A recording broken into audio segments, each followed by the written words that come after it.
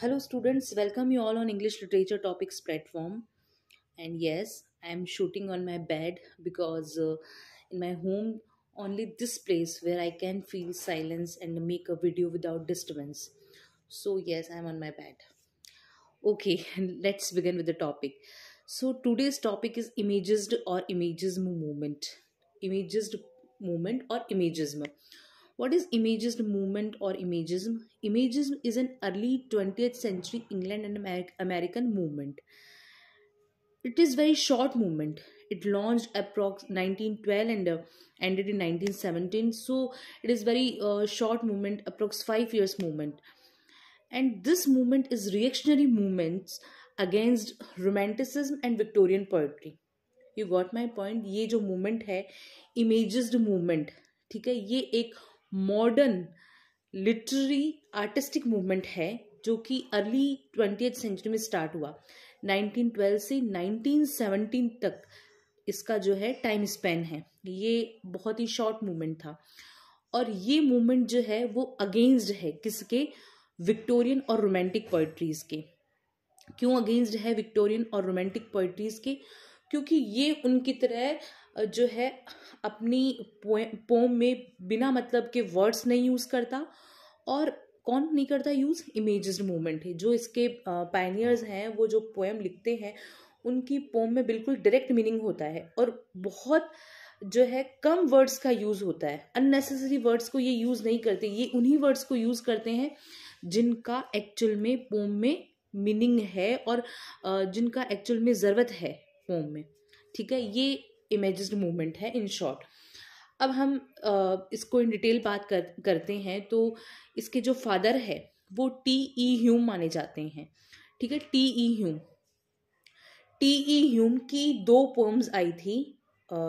एक है autumn and the second is a city sunset. ये जो दोनों पोम थी, इन दोनों पोम में जो एजरा पाउंड, जो इसके फाउंडर माने जाते हैं, इमेजिज्ड मूवमेंट के फाउंडर माने जाते हैं एजरा पाउंड, उन्होंने इन पोम को देखा और वो काफ़ी इन्फ्लुएंस हुए. उनको लगा कि हाँ, इस बंदे ने जो पोम लिखी है वो बिल्कुल डायरेक्ट है, बिल्कुल विजुअल इमेज है, कोई भी अननेसेसरी वर्ड्स का यूज़ नहीं है. बहुत ही शॉर्ट जो पोम है वो लिखी है, बहुत कम वर्ड्स का यूज़ करके एक मीनिंग को समझाया गया है. तो ये जो पोम है ये अच्छी पोम है. तो ये काफ़ी इन्फ्लुएंस हुए कौन? एजरा पाउंड से, टी.ई. ह्यूम से. टी.ई. ह्यूम जो है उनकी 2 पोम थी, ऑटम एंड सिटी सनसेट. इनका आपको नाम ध्यान रखना है. ये दोनों पोम जनवरी 1909 में पब्लिश हुई थी. ठीक है, तो इसके जो फादर हैं इमेजिज्ड मूवमेंट के वो टी.ई. ह्यूम है, ये आपको पता चल गया. उनकी जो 2 पोम हैं ऑटम और सिटी सनसेट, उनसे जो है इसका ओरिजिन माना जाता है इमेजिज्ड मूवमेंट का. अब इसके जो फाउंडर हैं वो कौन है? Ezra pound. एजरा पाउंड इसके फाउंडर है. और ये जो इमेजिज्ड मूवमेंट है ये किससे इन्फ्लुएंस थे? ये जापानीज पोएम जो हाइकू, जिसको हाइकू बोलते हैं, जापानीज पोएम, उससे काफी इन्फ्लुएंस्ड हुए. क्योंकि हाइकू क्या है? जापानीज में हाइकू 3 लाइन्स की पोम है जिसमें 17 सिलेबल्स हैं. 3 लाइन्स की पोम है, 17 सिलेबल्स हैं. सिलेबल्स कैसे डिवाइडेड है? 5, 7 और 5. मतलब जो फर्स्ट लाइन है उसमें 5 सिलेबल है, सेकंड में 7 एंड द थर्ड में 5. तो ऐसे ये सिलेबल डिवाइडेड हैं और ये एक 3 लाइन की पोम होती है हाइकू. उससे ये काफ़ी इन्फ्लुएंस्ड हुए. तो एग्जाम में बहुत बार क्वेश्चन पूछ लिया जाता है कि जो इमेजिज्ड मूवमेंट है वो किससे इंस्पायर्ड है या किससे इन्फ्लुएंस्ड है. तो जापानीज पोएम हाइकू से काफ़ी इन्फ्लुएंस्ड है. अब जो मैंने बता दिया कि ये जो मूवमेंट है, एजरा पाउंड इसके फाउंडर हैं, टी.ई. ह्यूम इसके जो है जिन्होंने फादर माने जाते हैं, जिनकी पोम से इसका ओरिजिन माना जाता है, जिनकी पोम है ऑटम और द सिटी सनसेट. अब इसके जो कुछ ऐसे पायनियर्स हैं जो एजरा पाउंड के साथ जिन्होंने काम किया, तो मैं आपको बताती हूँ कि ये कौन कौन हैं. मैं आपको शॉर्ट नोट्स जो मैंने बना रखे हैं उनको एक बार रीड आउट करके बता देती हूँ ताकि आपको अच्छे से समझ में आ जाए. देखो, टॉमस अर्नेस्ट ह्यूम, जिनको 1883 से 1917 तक जिनका लाइफ स्पैन माना जाता है, 1883 to 1917, was an English critic and poet who through his writing and art, literature and politics had a notable influence upon modernism. He was an aesthetic philosopher and the father of imagism. मैंने बता दिया कि ये father of imagism है. Imagism was born in England and America in the early 20th century, a reactionary movement against romanticism and Victorian poetry. Imagism emphasized, क्यों ये romantic और Victorian जो पोइट्री है उसके अगेंस्ट क्यों है? बिकॉज ये एम्फोसाइज करते हैं सिंप्लिसिटी को अपनी पोम में, clarity of expression and precision, मतलब एकदम शुद्धता, एकदम सफाई को, और बहुत ही गिने चुने शब्दों को यूज करके ये जो है पोम का मीनिंग निकालते हैं. Through the use of exacting visual image. Imagism was a subgenre of modernism concerned with creating clear imagery with sharp language. Clear imagery with sharp language. इसका अगर एक सेंटेंस में आप इमेजिज्म का मीनिंग निकालते हैं तो clear imagery with sharp language, ये मीनिंग निकलता है. इसकी करेक्टरिस्टिक क्या है? डायरेक्टनेस, इकोनॉमिक ऑफ लैंग्वेज, है ना, बहुत डायरेक्ट बात करते हैं ये. इकोनॉमिक ऑफ लैंग्वेज मतलब लैंग्वेज का बहुत जहाँ जिस वर्ड का नीड हो वैसे यूज करते हैं. और ये फ्री वर्ड्स में लिखते हैं. इनकी ये कहते हैं कि अदर राइम पे आप, अदर रिदम पे टाइम वेस्ट मत करो, फ्री वर्ड्स में लिखो. ये फ्री वर्ड्स में लिखते हैं. Sorry. The origin of imagism are to be found in two poems, Autumn and City Sunset by T.E. Hume. These were published in January 19. ये मैंने आपको बताया था. This movement is short movement officially launched in 1912 and ended in 1917. ये मैंने बताया था आपको कि 1912 में ये मूवमेंट स्टार्ट हुआ और 1917 में ये एंड हो गया. मतलब ये ज़्यादा नहीं चला मूवमेंट. एक्चुअली इसके ज़्यादा नहीं चलने के पीछे ये भी रीज़न था कि इसकी जो लीडरशिप है वो सब अलग अलग चाहते थे. मतलब सबको ऐसा हो गया जैसे एजरा पाउंड ने फाउंड किया इसको, उसके बाद में जो डू लिटिल है उनको लगा कि मैं इसका लीडर बन जाऊं. तो इसकी जो लीडरशिप है इसके पायनियर्स अपने अकॉर्डिंग चाह रहे थे. तो जैसे एजरा पाउंड ने भी क्या किया, फिर इसको कुछ टाइम बाद छोड़ दिया और छोड़ के उन्होंने वॉटिसिज्म को जो है वहाँ एक चले गए वॉटिसिज्म की तरफ. ठीक है, वो भी एक आर्टिस्टिक मूवमेंट है वॉटिसिज्म. सो इसलिए ये मूवमेंट ज़्यादा नहीं चला क्योंकि इनके खुद के ही पायनियर्स के बीच में लड़ाई होने लग गई, है ना, एक दूसरे को क्रिटिसाइज करने लग गई, ये लीडरशिप चाहने लग गए. It is a poetry movement.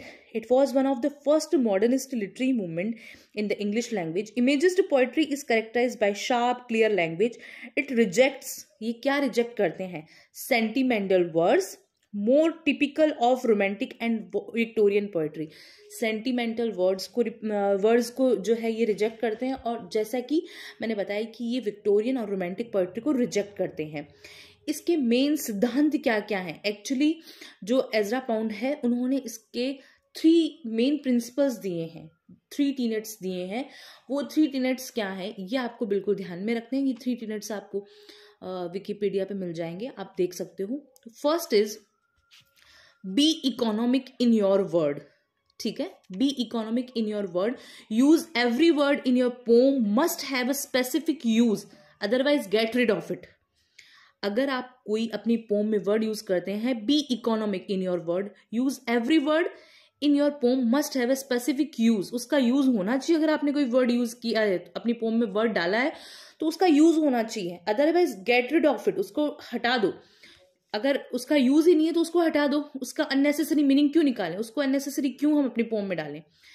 ठीक है, ये फर्स्ट आपका जो है टीनेट हो गया इमेजिज्म का. And the second tenet is don't talk, be direct. ये कह रहे हैं be direct, don't talk around the idea. Direct बात करो, अराउंड द आइडिया बात मत करो. मतलब पहले पूरा आपको हमें बताने की जरूरत नहीं है कि मैंने ये पोम इसलिए लिखी है, ये किया है, वो किया है. आप डायरेक्ट जाओ. And the third is compose in sequence of the musical phrase.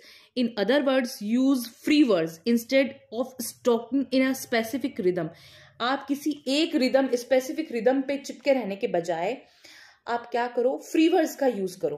तो ये बोलते हैं बी डायरेक्ट. अगर आप बहुत शॉर्ट में समझो इसके तीनों प्रिंसिपल्स, तो ये कह रहे हैं be direct, use free words and be economic in your words. अगर आपको एक अच्छी इमेजिज्ड पोएट्री लिखनी है तो आपको अपने वर्ड्स में इकोनॉमिक होना पड़ेगा. अननेसेसरी वर्ड यूज मत करो. एकदम जो आपको लग रहा है कि जिस वर्ड का यूज है उसी को यूज करो. And the second is be direct, don't talk around the topic, around the idea बात मत करो, अराउंड द टॉपिक बात मत करो, बी डायरेक्ट. और third is use free words. Rather than other rhythms, है ना, अदर रिदम के बजाय आप जो है फ्री वर्ड्स का यूज करो। ये इसके 3 मेन प्रिंसिपल्स हैं, इसी पे पूरा इमेजेस में टिका हुआ है। अब इसके कुछ और पायनियर्स हैं। देखो, Ezra Pound was the first leader of the movement, मैंने बताया फर्स्ट लीडर हैं। वो soon succeed by Amy Lowell. Ezra Pound जो है फर्स्ट इसके लीडर माने जाते हैं, और तुरंत ही क्या हुआ, एमी लॉवेल जो है वो इसकी जो है वो बन गई, लीडर बन गई। तो कुछ टाइम तक ये जो है एमेजिज्म के नाम से भी जाना जाने लग गया ये मूवमेंट, एमेजिज्म, AMY, जो मैंने आप बताया कि एमी लॉवेल है, तो वो उन्होंने जब इसका लीडरशिप ले लिया तो एमेजिज्म के नाम से ये इमेजिज्म मूवमेंट जाना जाने लगा। और मैंने बताया था कि ये जो इसके पायनियर्स वो आपस में लड़ते रहते थे लीडरशिप के लिए। उसके अलावा other leading participants for the time were HD मतलब Hilda Doolittle, DH Lawrence, William Carlos William, John Gould Fletcher and Richard Aldington, जो कि इनके जो है, हाँ, ये पायनियर्स मैंने आपको बता दिए सारे। अब आपको इनके जो नाम है वो विकिपीडिया पे मिल जाएंगे कि इमेजेस में कौन कौन से पायनियर्स है, कौन कौन से जो है पार्टिसिपेंट्स हैं, तो उनके नाम आपको मिल जाएंगे। अब मैं एंथोलॉजीज बता देती हूँ इसकी। एंथोलॉजीज ऑफ इमेजिज्म, डेस इमेजिस्ट्स, ये 1914 में आई एजरा पाउंड के द्वारा। डेस इमेजिज्म 1914 में आई। फिर उसके बाद है इमेजिस्ट एंथोलॉजी, 1930 में आई, रिचर्ड एलिंगटन ने लिखी। फिर third is some imagist poets, 1915 से 17 में आई बाय एमी लॉवेल। नाम आपको ध्यान रखने हैं तीनों के, Des Imagistes anthology and some imagist poets. Des Imagistes by Ezra Pound which published in 1914, Imagist Anthology 1930 by Richard Ellington, Some Imagist Poet 1915 to 17 by Amy Lowell। अब कुछ एग्जाम्पल्स, इमेजिस्ट पोएट्री के एग्जाम्पल्स भी तो बताने जरूरी हैं। तो Ezra pound सबसे important example, Ezra pound 2 line poem. Ezra pound की पोएम है जो सिर्फ 2 लाइन की है, उसका नाम है in a station of the metro, in a station of the metro, जो 1913 में आई। ये सिर्फ 2 लाइन की पोम है। ये बहुत इंपॉर्टेंट एग्जाम्पल है इमेजिस्ट पोएट्री का। कौन सा? इन a station of the metro, 1913 में आई है। उसके अलावा जो हिल्डा डूलिटिल्स है उनकी है Cassandra, Oread, the pool, sea poppies, ये कुछ पोम्स हैं। ऐसे विलियम कैरलस विलियम की the red wheelbarrow and great figure, ये जो है पोम है जो इसके अकॉर्डिंग इसके एग्जाम्पल हैं। बट आपको मोस्ट प्रोबेबली एग्जाम में जो क्वेश्चन है वो यही पूछा जाएगा कि एजरा पाउंड की जो पोम है जो इन a station of the metro 1913 में जो आई है, उसी का क्वेश्चन आपको मिल जाएगा।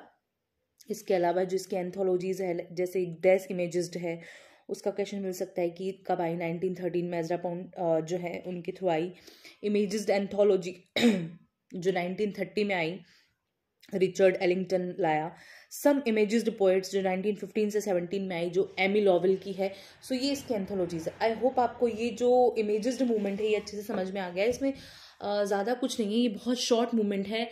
1912 में आया, 1917 में एंड हो गया। इसके फादर T.E. ह्यूम माने जाते हैं। उनकी 2 पोम, ऑटम और द सिटी सनसेट और अ सिटी सनसेट, इनका ये जो 2 पोम है ये इस इमेजिस्ट मूवमेंट का ओरिजिन मानी जाती है। इसके फाउंडर एजरा पाउंड माने जाते हैं। एजरा पाउंड ने 3 इसके मेन टीनेट बताए हैं। एक तो बताया है सबसे पहला, बी डायरेक्ट, मतलब आप डायरेक्ट रहो, don't talk around the topic, around the idea बात मत करो, अराउंड द टॉपिक बात मत करो, एकदम डायरेक्ट रहो। एक इन्होंने बताया फ्री वर्ड्स का यूज करो, आपको कोई भी अदर रिदम पे जो है चिपके रहने की जरूरत नहीं है, फ्री वर्ड्स का यूज करो। एंड इन्होंने थर्ड बताया है, हेलो आई थॉट कुछ डिस्टर्बेंस आ गया। हाँ, तो थर्ड पॉइंट है कि B economic in your words, don't use unnecessary words. Unnecessary words का यूज मत करो, अपने वर्ड्स में इकोनॉमिक रहो, जिस वर्ड की ज़रूरत है वही वर्ड यूज़ करो, ठीक है। सो यही इमेजिस्ट मूवमेंट है। आपको आई होप अच्छे से समझ में आ गया होगा। अगर आपको अच्छे से समझ में आ गया तो आप जो है इस चैनल को सब्सक्राइब करें, लाइक करें, शेयर करें और बहुत सारे ऐसे व्यूअर्स हैं जो रेगुलर जो है टॉपिक्स को, जो मैंने वीडियोस बनाए हैं उनको देख रहे हैं बट चैनल सब्सक्राइब नहीं कर रहे हैं, तो इट्स नॉट गुड। आपको चैनल सब्सक्राइब करना चाहिए। Thank you.